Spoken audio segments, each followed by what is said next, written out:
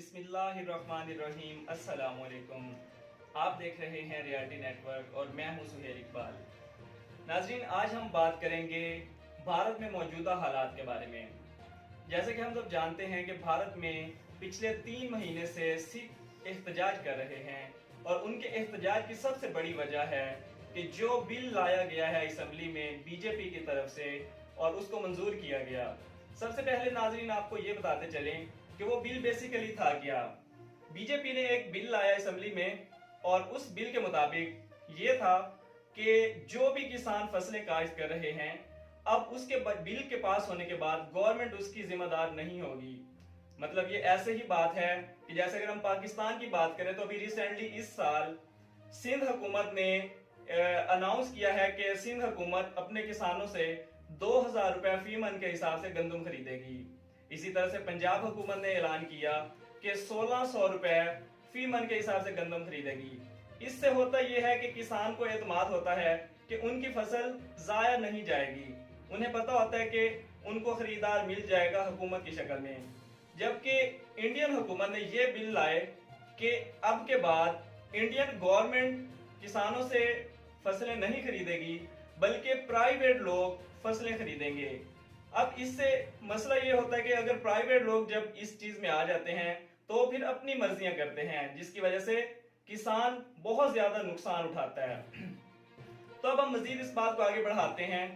26 जनवरी को जैसा कि हम जानते हैं कि भारत हर साल 26 जनवरी को यौम जमहूरिया मनाता है, मगर किसान क्योंकि 2-2.5 माह से एहतजाज पे बैठे हुए हैं और इतनी सर्दी के मौसम में जब वो इतना ज्यादा एहतजाज करने के बावजूद मोदी इंतजामिया वो बिल वापस लेने को तैयार नहीं, तो फिर सिखों ने ये ऐलान किया था और फिर यही हुआ कि 26 जनवरी को जब भारत यौम जमहूरिया मना रहा था तभी सिखों ने पूरे मुल्क से सिखों को कॉल दी और सारे सिख ट्रैक्टर रैली की शक्ल में दिल्ली की तरफ पहुंच गए।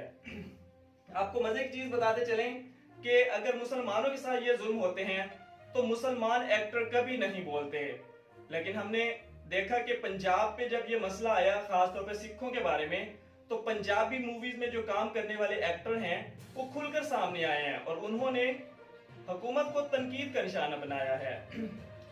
इसी तरह से अब हम बात करते हैं कि लाल किला की तरफ सिखों ने ट्रैक्टर मार्च किया और एक अंदाजे के मुताबिक ये बताया जा रहा है कि 20 से 25 हजार ट्रैक्टर लेकर सिख जो है ना पहुंच चुके हैं।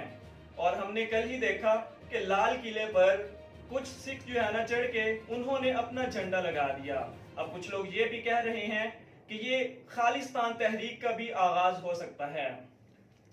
तो आपको कुछ पॉइंट्स और बताते हैं कि एक तरफ तो भारत 26 जनवरी को यौम जमहूरिया मना रहा है, उसमें ये शो कर रहा है कि भारत में तमाम अकलियतें और तमाम बरादरियां एक हैं, लेकिन एक तरफ तो हम देख रहे हैं कि पिछले कई दिनों से सिख जो बरादरी है वो बेसिकली एहतजाज कर रहे हैं उसी बिल के खिलाफ कि उस बिल को वापस किया जाए, क्योंकि अगर वो बिल वापस नहीं होता तो सिख ये समझता है कि उनकी आने वाली नस्लें भूखी मर जाएंगी।